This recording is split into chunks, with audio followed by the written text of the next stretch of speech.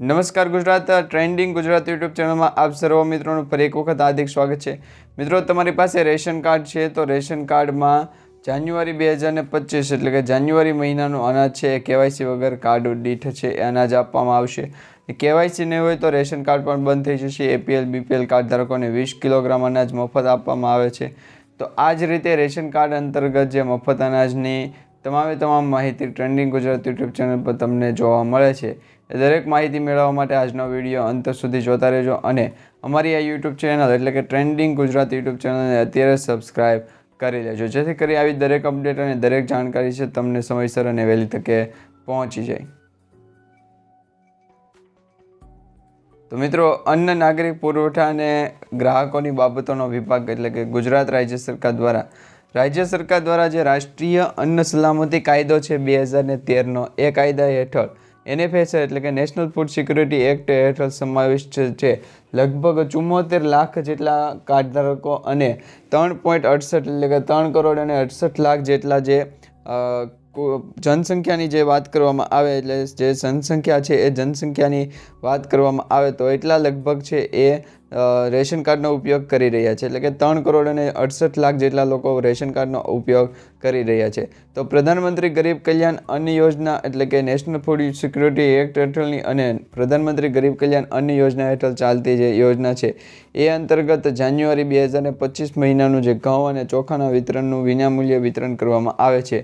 તો આ જથ્થાનું જે મફતમાં વિતરણ કરવામાં આવતું હોય તો એની સાથે જે સિંગ તેલ, કપાસિયાનું તેલ કે પછી કેરોસીન કે એની સિવાયનું જે તમે જોઈ શકો છો એ પ્રમાણે ખાંડ અને મીઠું, તુવેર દાળ અને ચણા જથ્થાની વાત કરવામાં આવે તો એ રેશન કાર્ડ અંતર્ગત મળશે કે નહીં। તો તમને ખાસ કરીને જણાવી દઈએ કે મિત્રો, રેશન કાર્ડ દીઠ છે એ જે અનાજ આપવામાં આવે છે એ અનાજના જથ્થામાં પણ હવે ઘટાડો કરી દેવામાં આવ્યો છે, કારણ કે રેશનિંગની અંદર જે ગેરરીતિ અટકાવવા અને જે ગુણવત્તાયુક્ત જે અનાજ આવી ગયું હતું એ અનાજ પાછું મોકલી દેવામાં આવ્યું છે। આના ભાગરૂપે આ જે રેશનિંગ કાર્ડ અંતર્ગત ઘઉં અને ચોખા આપવામાં આવે છે એની જે ક્વોન્ટિટી છે એ ઘટાડી દેવામાં આવી છે, જેમાં અત્યોદય કુટુંબો એટલે કે AAY અને અગ્રતા ધરાવતા કુટુંબો એટલે કે PHH આ બંને કુટુંબોની કેટેગરી છે એમાં ઘઉં અને ચોખા જ આપવામાં આવશે। જેમાં અત્યોદય કુટુંબો છે એમને ઘઉં છે એ વ્યક્તિ દીઠ અને કાર્ડ દીઠ પ્રમાણે આપવામાં આવશે। જો કાર્ડ દીઠ ઘઉં આપવામાં આવે તો કાર્ડ દીઠ 20 કિલોગ્રામ ઘઉં આપવામાં આવશે અને ચોખા 15 કિલોગ્રામ આપવામાં આવશે। અને અગ્રતા ધરાવતા કુટુંબો એટલે કે PHH કુટુંબોને ઘઉં છે એ વ્યક્તિ દીઠ 3 કિલોગ્રામ અને ચોખા છે એ વ્યક્તિ દીઠ 2 કિલોગ્રામ આપવામાં આવશે।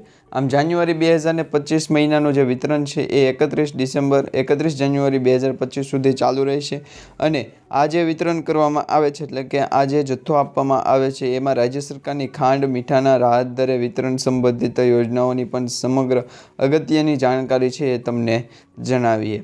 તો હવે મિત્રો, એમાં ઘઉં ચોખાની સિવાય ખાંડ અને મીઠું પણ આપવામાં આવે છે।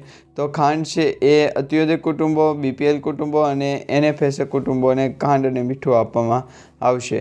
તો અત્યારે આપણું જે રેશન કાર્ડ છે એ NFSA ફૂડ સિક્યુરિટી એક્ટ હેઠળ આવે છે અને બીજું ખાંડ છે એ અત્યોદય અને અગ્રતા ધરાવતા કુટુંબોને આપવામાં આવશે અને BPL કુટુંબોને આપવામાં આવશે, જેમાં ખાસ કરીને 350 ગ્રામ ખાંડની કિંમત 15 રૂપિયા 22 રૂપિયા પ્રતિ કિલોગ્રામની રહેલી છે।